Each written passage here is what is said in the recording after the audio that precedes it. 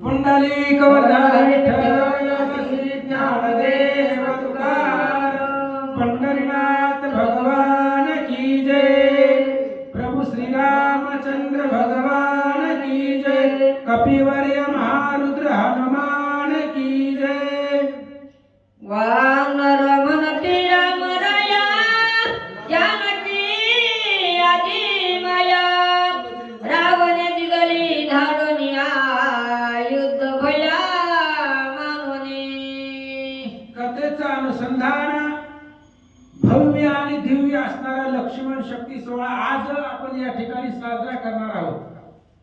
संपूर्ण महाराष्ट्र भावार्थ रामायण प्रेमी आयोजित केलेला असणारा हा सोहळा आहे।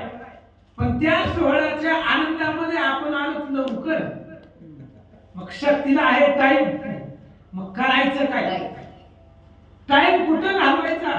रामचंद्राने सांगितलं, माते ध्यावे माते पहावे, माते गावे माते स्मरावे, आईसे निहारावे काळाते। काळ कसा घालवायचा, टाइम कसा घालवायचा? माझं भजन कर, माझं स्मरण करा।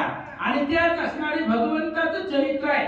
अतिशय पुण्य पावन ग्रंथ आहे भावार्थ रामायणाचा। जगाला जीवाला पावन करणारा असणारा ग्रंथ आहे।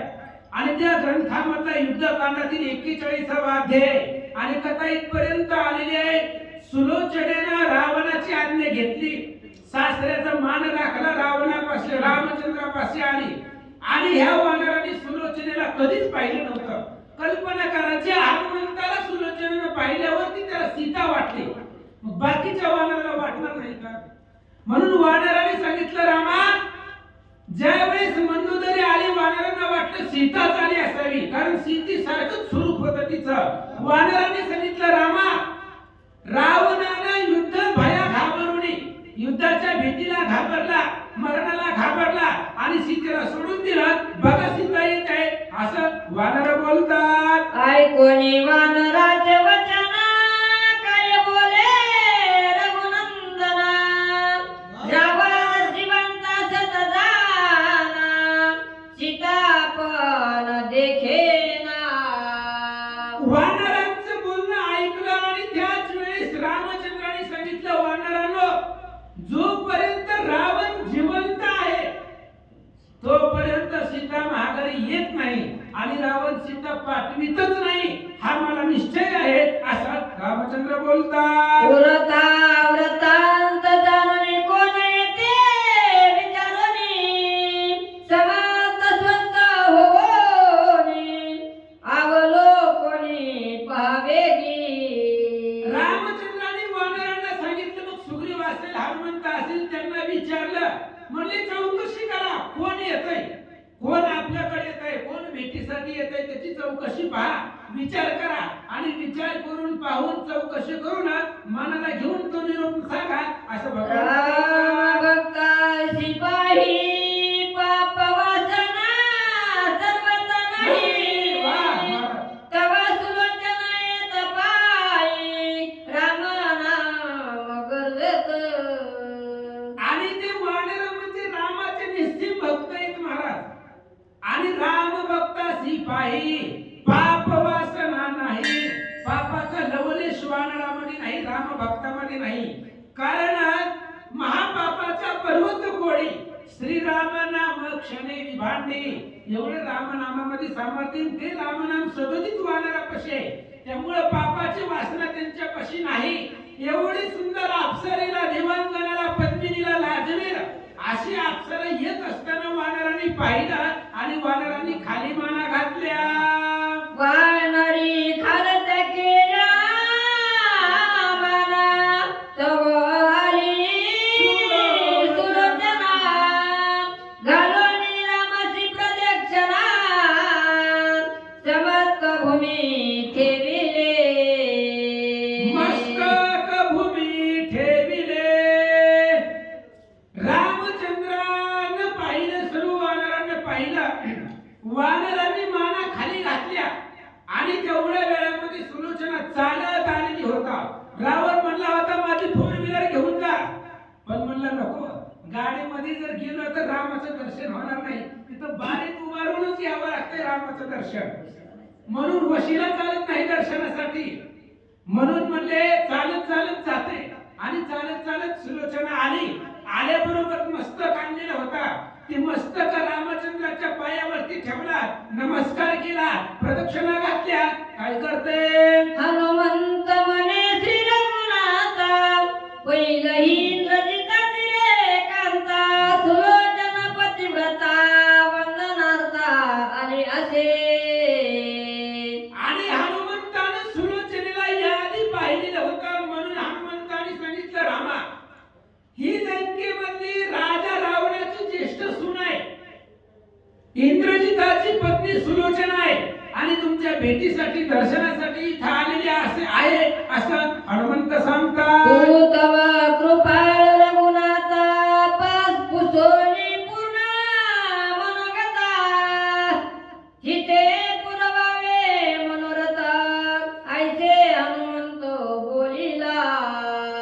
हनुमंताने सांगितले, रामा, तुम्हाला भेटायला आलेली जी आहे ती सत्य सती पतिव्रता आहे आणि ती पतिव्रता तुम्हाला भेटण्यासाठी आलेली आहे. त्यामुळे तुम्ही कशी आहेत? रामकृपेचा कोवळा, रामजीवाचा जिव्हाळा असे असणारे तुम्ही भगवंत आहे. तिचा ऐका आणि तिच्या मनातली जी इच्छा आहे ती पूर्ण करा असं हनुमंत बोलतात. श्रीराम म्हणे ओ माये, उठी उठी ओ सखिये, इच्छा असेल ती बोलतोय न पुरवी जाय निज माने.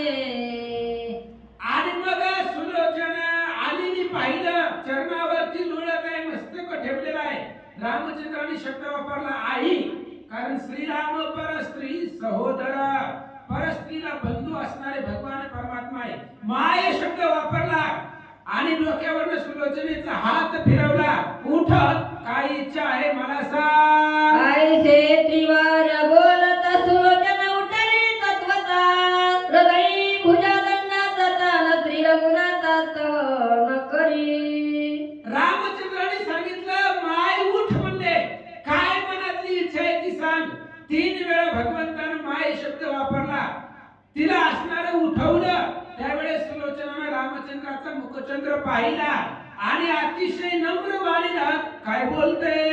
जय जय ओ श्रीराम भक्त कल्प द्रुमा, मी शरणारे मेघ श्यामा चरण महिमा कोण जाणे.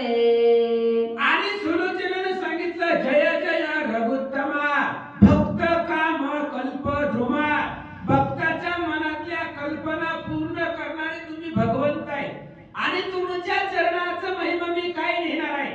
नवे पाषाणाचा गुण, नवे समुद्राचे लक्षण, नवे ऋषींचे वरदान.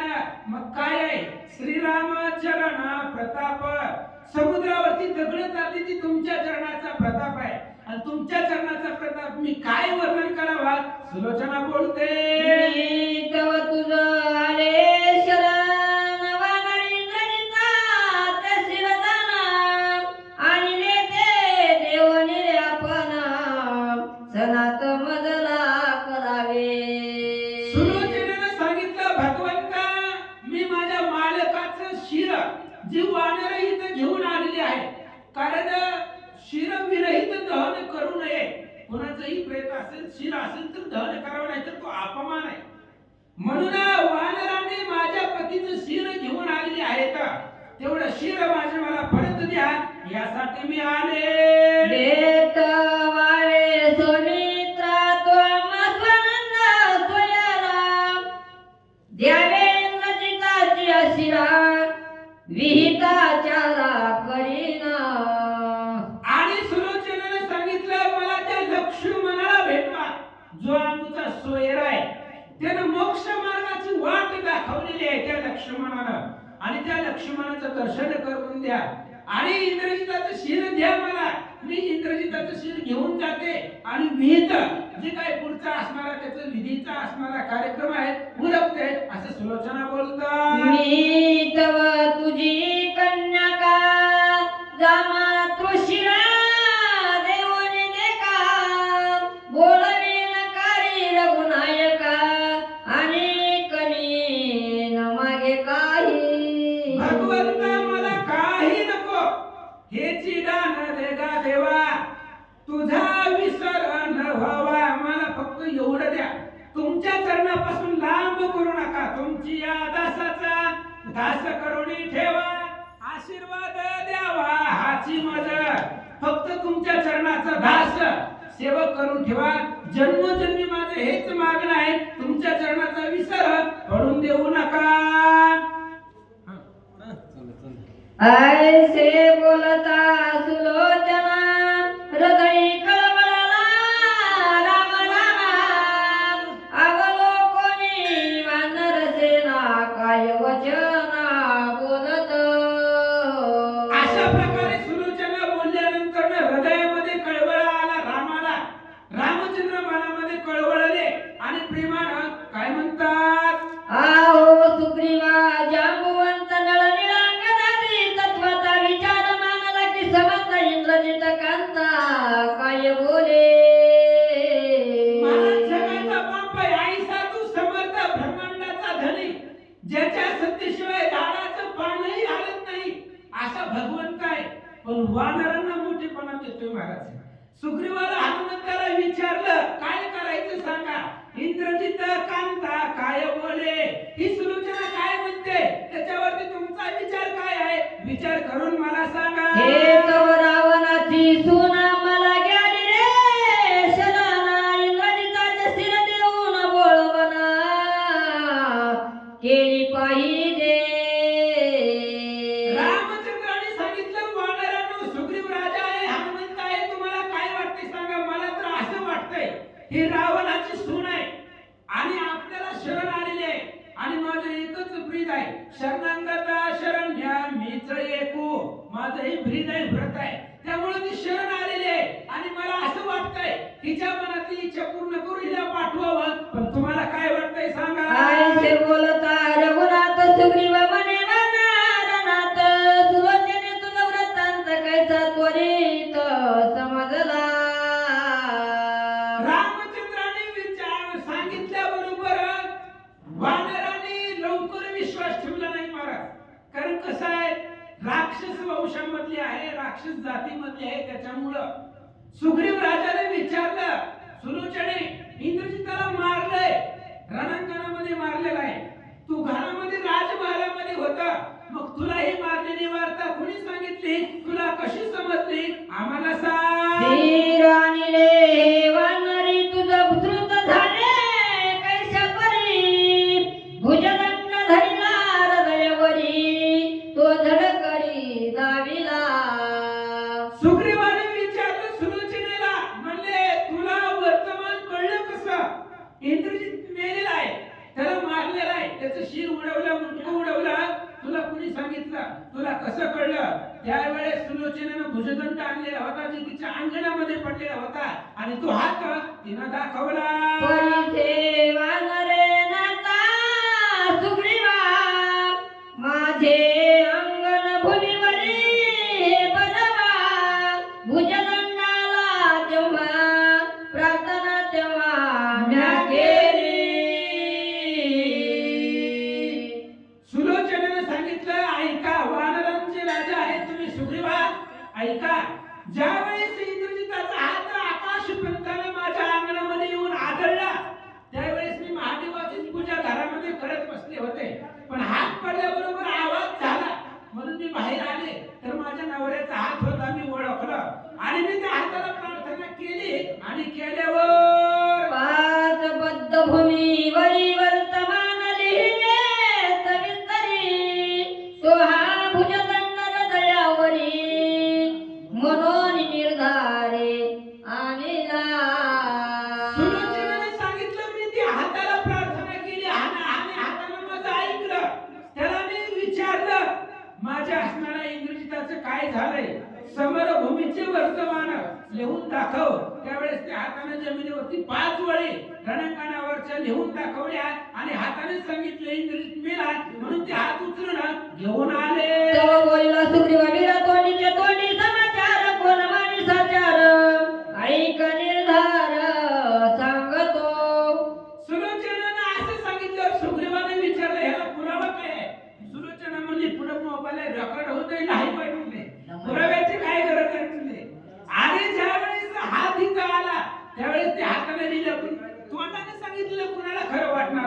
सुग्रीवालाही वाटलं नाही. सुग्रीवाने विचारलं, फक्त तू तोंडानं बोलते, आम्ही कसं खरं मानावं? वीर प्रत्यक्ष बोलेल तुझे पतिव्रत्या साक्ष होईल आम्हा साचा मानेल नाही तरी पुलकत. सुग्रीवाने सांगितलं, ऐक सुलोचने, तू म्हणते हाताने मला सांगितलं, हाताने 5 म्हणे लिहिले म्हणून मी आले, पण आता इथं सगळ्यांच्या समोर इंद्रजिताचं जे मुंडकं आहे त्या मुंडक्याने बोलून दाखवावं, आणि त्याने जर बोलून दाखवलं तर आम्ही खरं मानू, असं सुग्रीव राजा बोलतात. आम्हा सज्ञे करोनी शिर दिले आनोनी सुलोचना लेखोनी नयनी हर्षित मनी पैधारी.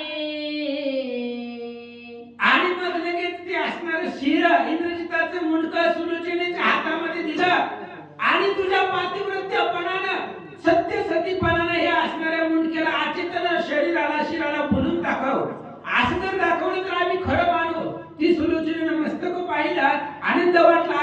काय करते? शीर घेऊनिया सन्निधान तळे पुसून येता विदा निडळा मिळवणी निडळ विनोदा बोले सुबुद्ध सुलोचना.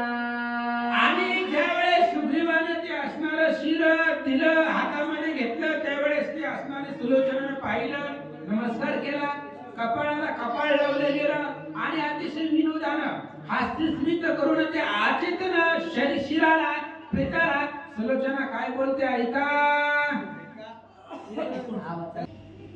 ऐसे हो त्यातूनच ऐकत यावं. ऐसे होता सुलोचना भुजदंडानी शिरदाना मस्तकी वाहो निर्नांगना निकुंबळे जाना गती झाली. कथेचं अनुसंधान सुलोचना भगवान श्री रामचंद्राची आज्ञा घेतली, भुजदंड जो ती घेऊन आलेली होती, आणि वानराकडून रामचंद्राकडून शिर मागून घेतलेला आहे, दोन्ही घेतला, भगवंताला नमस्कार केले, मस्तकावरती धारण केलं शिर आणि हात, आणि सुलोचना निघाले. सर्व सखिया समवेत राम नामे गजता चरण चालिन कुंबळे तारी जेत धड होते. सर्व सखियांसमवेत राम नामे गर्जत, रामचंद्राच्या नावाचं स्मरण करत करत चरण चालीनं जिथं धड पडलेलं होतं त्या निकुंबलेच्या ठिकाण सुलोचना आले. शिरा जोडणी धडासी उभय भुजा ठेवणी समीपेशी अग्नि प्रवेशाचे सामग्रीशी सोय साहित्याची मांडिले. आणि मग शिर आणलं, त्या निकुंबलेच्या ठिकाणी धड होतं, शिर आणि धड जुळवलं गेलं, आणि मग ते अग्नीमध्ये घालण्यासाठी जे काही साहित्य आहे, दहन करण्यासाठी साहित्य जमा करू लागले. तव रावणाचे हे वर्तमान निवेदिले ते अवसरी रावण मंदोदरी परिवारी सोय धड करी ते आले. आणि इकडे ते कुंबळेच्या ठिकाणी दहन क्रिया सुलोचना करायला सुरुवात केली असताना रावणाच्या हेरांनी, रावणाचे जे काही गुप्त हेर होती, त्यांनी रावणाला जाऊन सांगितलं, तुमची सून सती झालेली आहे, म्हणून रावण आणि मंदोदरी बघायला आले. रावणे वनी आपणा गुंड करोनी चतुष्कोना आत चंदन काष्टे घालूना त्यात कृशान लाविला. रावण आल्याबरोबर चतुष्पद आकाराचं ते गुंड रचलं गेलं, आतमध्ये चंदनाची लाकडं ठेवून अग्नी लावला. सुलोचना कुंडसणी पयती झाली आपा सतीपणाचे घेऊनी रूपा अग्नी समीपा उभी ठेले. सुलोचनाचे अग्नी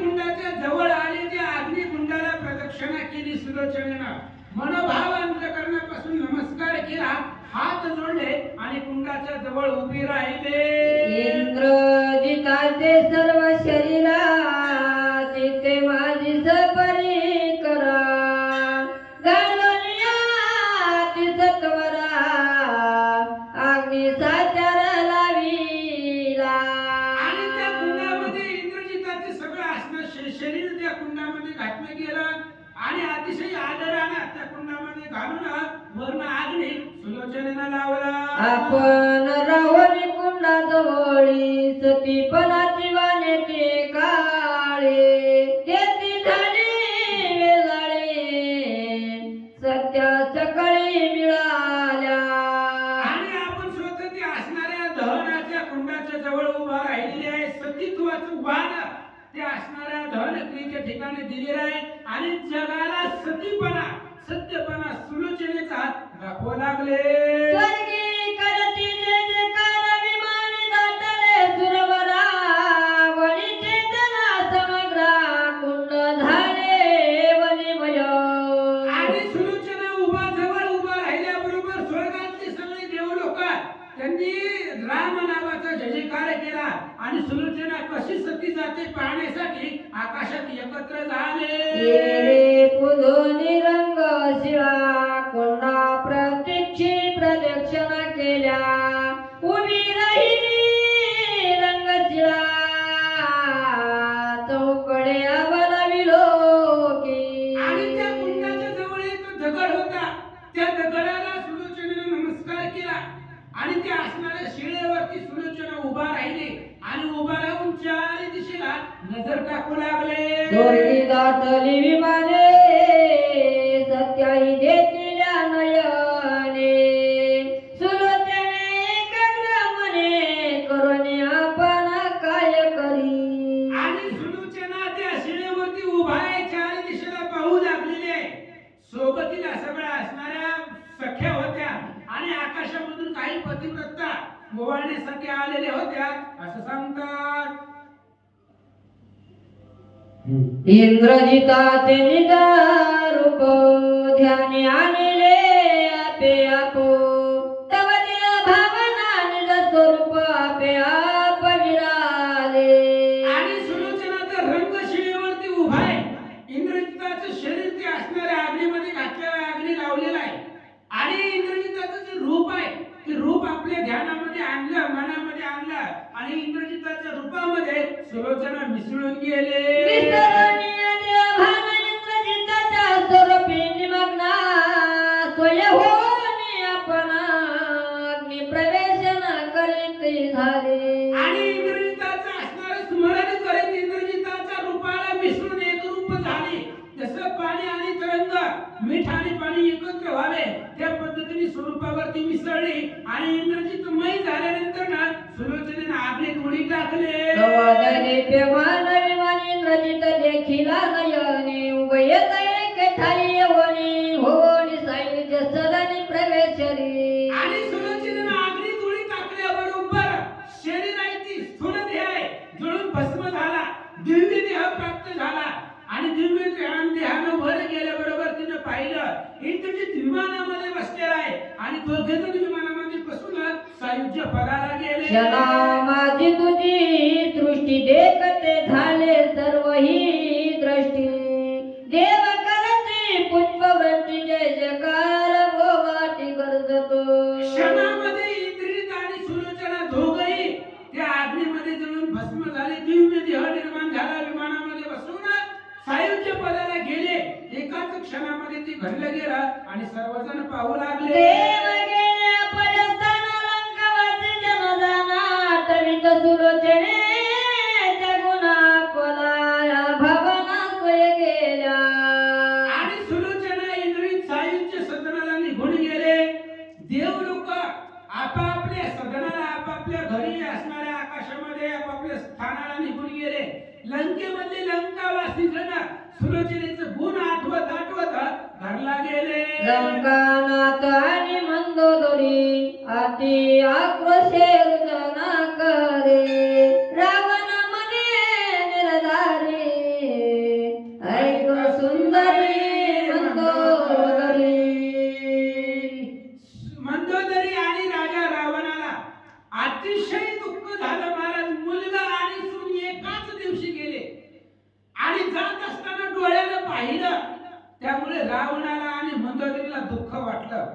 आक्रोश करू लागले त्यावेळेस रावणानं मंदोदरीला सांगू लागला काय आधी वडील पुत्र वडील तुला झाले उभयतांची बोलवला आता पणही जाणार सत्वर प्रयाण करावे रावणानं मंदोदरीला सांगितलं आज माझा मोठा मुलगा आहे त्रिभुवनावरती अजिंक्य आहे आणि लाडकी सून आहे आणि श्रेष्ठ सून आहे सून आणि मुलगा एकाच दिवशी गेले मंदोदरी आता आपणही जाण्याची तयारी करावी कारण आता आपल्यालाही राहायचं नाहीये मुलगाही गेला सूनही गेली आपल्या जगात आहेच काय त्यामुळे आता आपणही जाण्याची तयारी करावी असं रावण बोलू लागला शोक करणे कशाचा ते आता राहणे नाही आपणाचे आयते बोलवीत परिवारेची निज भवनाचे पयारे रावणाने सांगितलं मंदोदरी रडायचं का आपल्याला तरी कुठे इथं राहायचंय आपणही जाणार आहे सगळी गेली तशी आपल्यालाही जायचंय इंद्रजित गेला सुलोचना गेली आता आपणही जायचंय आपल्याला इथं राहायचं नाहीये मग का रडायला लागली सर असं रावण बोलू लागला ज्या रावणाची संपत्ती गणित नाही गणने गणती पुत्र पौत्र बहुसंतती ऐसा निश्चिती तुझा नाही अहो ज्या राजा रावणाची संपत्ती मोजताच येत नव्हती अशा प्रकारची संपत्ती इष्टिट आहे रावणाची 33 कोटी देव ज्याच्या आज्ञेमध्ये आहेत 33 कोटी देवांवरती धरारा असणारा रावण आहे संपत्तीचा इष्टिटीचा जर विचार केला तर मोजता येत नव्हता एवढा पैसा राजा रावणाकडे होता त्याचं काय झालं नगरे पाहता ती सुवर्णाची सर्व देव सेवा करीती ज्याची विपरीत कळा कैसी आजची एक रावणाची उदनाचे सोन्याचं गाव होतं महाराज नगरी पाहता सुवर्णाची राजा रावणाचं नगर सोन्याचं होतं 33 कोटी देव ज्याच्या आज्ञेमध्ये होते बंदीमध्ये होते त्रैलोक्यावरती धरारा होता आणि अशा राजा रावणाची अवस्था आहे एक रावणाची उरलासे अहो ज्याची असणारी नातू गेले पंतू गेले प्रधान गेले पुणे गेली सगळी गेली एकटा एक रावण राहिलेला आहे आणि तो सुद्धा तोही मरेल रामाबाने निदानी उरेल विभीषणा आयते काळाचे करणे कोण जाणे कैसे होय आईचे काळाचे करणे काळाचं करणे महाराज कोणाला माहिती उद्या काय होणार आहे कोण दिवस येईल कैसा नाही देहाचा भरवसा अहो कोणता दिवस कसा येणार आहे आपल्याला माहिती नाहीये आजचा क्षण पुढचा क्षण कसा असेल आपल्याला माहित नाही अहो एवढा असणारा राजा रावण आहे आणि तोही मरेल रामबाणे तो सुद्धा पुढे रामाच्या बाणानं मरणार आहे असं काळाचं करण आहे काळाची गती आहे त्यामुळे घडोघडी याची काळ वाट पाहे आज किती आहे अवकाश काळ वाट पाहते आयुष्य जाता हे पहा काळ जपत से महा सोहिताच्या भोर वहा ध्यानी श्री हरीच्या म्हणून काळाचं करणं काळाची करणी कुणालाही कळत नाही कोणता दिवस कसा येईल कोणची वेळ कसा येईल कोणता काळ कसा येईल म्हणून सदोदित भगवंताचं स्मरण करा आणि दिवस घालवा एका जनार्दन शरणा सुलोचनाग्नी प्रवेशना झाले सकळ हे निरूपणा सज्जनी सावधान परिसावे ग्रंथकर्ते श्री संत एकनाथ महाराज सांगतायत सुलोचनेचा अग्नी प्रवेश झाला याला सुलोचनेचं चरित्र या अध्यायामध्ये आणि तिचा असणारा अग्नी प्रवेश झाला आता पुढे असणारा निरूपण जे होणार आहे ते ऐकणारे सगळे सज्जन आहे राम भक्त आहे आणि त्या सज्जनांनी सावध बसून कथा पुढची पुढे ऐका राम रावणाचे राणा होईल आता सुसंपद्ध कृते परिसोत हे विविधा निज बोध रावणा. पुढे राम रावणाचं युद्ध होणार आहे आणि राम रावणाचं युद्ध आपल्याला संध्याकाळी ऐकायचंय. सप्तकांड मनोहर रचिले रामायण सुंदर. 7 कांडात रामायण दिले. 7 जिल्ह्यातली लोक वा. रामायण ऐकण्यासाठी येणार आहेत महाराज. वा, वा. आणि ही असणारी रामायणाची कथा आहे. आणि राम रावणाचं युद्ध कसं होणार आहे संध्याकाळी बरोबर 5 वाजता याच ठिकाणी याच जागेवर पुण्य पावन असणारी भूमी संत जनाबाईचं असणारं जन्मस्थान आहे. मन्नाथ महाराजांचं भगवंताचं अधिष्ठान आहे. आणि या पुण्य पावन झालेल्या भूमीमध्ये राम रावणाचं युद्ध म्हणजेच लक्ष्मण शक्ती सोहळा आनंदाने श्रवण करा. एकाएकी एकनाथ शरणागत भावार्थ जनार्दनाचे मी अपत्या लढे समत पाळीतो. ग्रंथकर्ते श्री संत एकनाथ महाराज सांगतायत मी असणारा सद्गुरु जनार्दन माझे असणारे स्वामी तर मी त्यांचा दास आहे. भगवंताची कृपा घडे ते पांगुळे पर्वत जोडे मुखी अशी वाचा जोडे बोले होडे बृहस्पतीशी. सद्गुरूची कृपा झाली तर जगामध्ये काही अवघड नाही. आणि माझे लढे पाळणारे तो असणारा माझा गुरु आहे. माऊली सारखा आहे तोच असणारे गुरुची कृपा झाली आणि तीच मधून घेतली पुढची कथा ऐका. स्वस्ती श्री भावार्थ रामायण कांडे का कार्तिक या सुलोचना अग्नि प्रवेश नाम एक चत्वारी शतमाध्याय गुणा कृष्णार्पण वस्तु पुंडली हरी विठ्ठल श्री ज्ञानदेव तुकाराम पंढरीनाथ भगवान की जय. माऊली ज्ञानेश्वर महाराज की जय.